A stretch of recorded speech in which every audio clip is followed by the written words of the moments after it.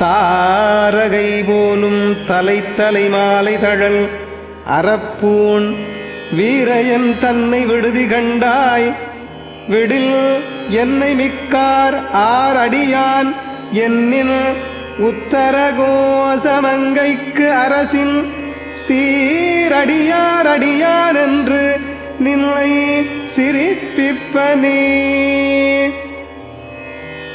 வானத்து வெண்மீன்களைப் போல எண்ணற்ற கபாலங்களைக் கொண்டு இணைக்கப்பெற்ற தலைமாலையாம் கண்ணியை அணிந்து எரியும் நெருப்பினை இடக்கையில் அகங்கையில் ஏந்தி பாம்புகளை அணிகளாக அணிந்துள்ள பெருவீரன் நீ.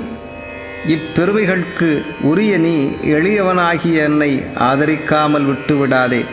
அருள் செய்யாது நீ விட்டுவிடின் என்னை மற்றவர்கள் யாருடைய அடியான் நீ என்று என்னை கேட்கும்போது நான் திரு உத்தரகோசமங்கை தலத்துக்கு அரசராக விளங்கும் சிவப்பரம்பொருளின் அடியவன் என்று என்னை நான் அறிமுகப்படுத்திக் கொள்வேன். அவ்விடையை கேட்டவர் உன் அருள் பெறாது ஆதரவின்றி திரிகின்ற என் நிலை கண்டு சிரிப்பர். இந்நிலை ஏற்படாதவாறு தவிர்க்க ஒரே வழி எளிதாக எனக்கு அருள் செய்து ஆதரிப்பது ஒன்றுதான். எனவே என்னை விட்டுவிடாது அருள் புரிந்து ஆட்கொள்வாயாக.